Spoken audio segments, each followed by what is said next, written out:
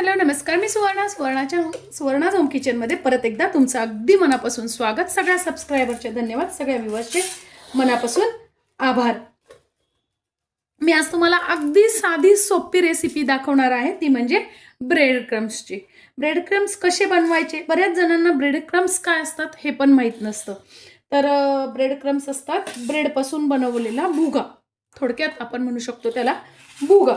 तर बघा, आपण बऱ्याच वेळेस काय करतो, सँडविच वगैरे करतो किंवा मग मुलं खाताना काय करतात ना, जो कडेचा भाग असतो ना असा जास्तीचा भाजलेला किंवा मग वरचा ब्रेड खालचा ब्रेड मुलं खात नाही, तो ब्रेड काढून टाकतात.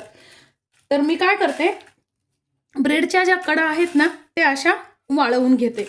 आणि काही वेळेस काय होतं, आपल्याकडे पाव पण उरतात. मिसळ पावच्या वेळेस, पावभाजीच्या वेळेस काहीतरी 2-3 पाव उरतात. तर त्यावेळेस काय करायचं आहे, आपल्याला असे तुकडे करून वाळवून घ्यायचे आहेत. बघा, अगदी व्यवस्थित मी ते वाळवलेले आहेत. आणि जर वाळलेले ब्रेड क्रम्स आपण जेव्हा करतो ना, त्यावेळेस ते ब्रेड क्रम्स आपल्याला 1 ते 2 महिना आरामशीर टिकतात.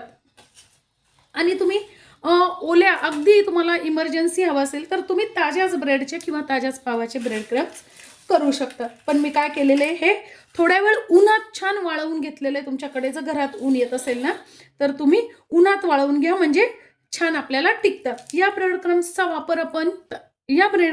वापर आपण कटलेट करताना, टिक्की करताना किंवा मग जेव्हा कुठली गोष्ट आपण फ्राय करतो ना, जसंच की मोमोज पण आपण वाफवून पण करतो किंवा मग फ्राय पण करतो. तर त्यावेळेस ज्यावेळेस आपण फ्राय करतो ना त्यावेळेस ब्रेड क्रम्सचा उपयोग करतो. टिक्की आणि कटलेटमध्ये तर करतो.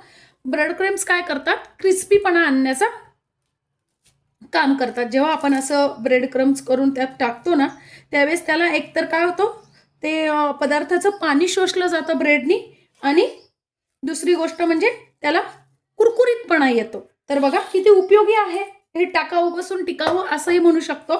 म्हणजे आपले ब्रेड क्रम्स, ब्रेडच्या कडा आहेत ना त्या वायाही जात नाही आणि आपला पदार्थही खूप सुंदर रुचकर होतो.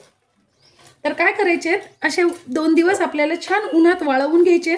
जर तुमच्याकडे उन्हात नसेल तर तुम्ही ओव्हनमध्ये पण करू शकता किंवा मग ताजा ब्रेड क्रम्सचा पण ते तुम्हाला 2च दिवस वापरता येतात. आता हे काय करायचे, आपल्याला छान मिक्सरला फिरवून घ्यायचे.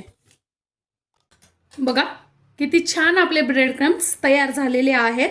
या पद्धतीने ब्रेड क्रम्स आपण घरीच स्वस्तात मस्त बनवू शकतो. बघा, फक्त 4-5 पाव उरलेले होते आणि एका ब्रेडच्या याच्या जेव्हा सँडविच बनवले तेव्हा त्याचे कडा उरलेले होत्या. किती सुंदर आणि किती म्हणजे भरपूर अशा प्रमाणात आपल्या 3 ते 4 रेसिपी एवढ्या याच्यात सहज होतील.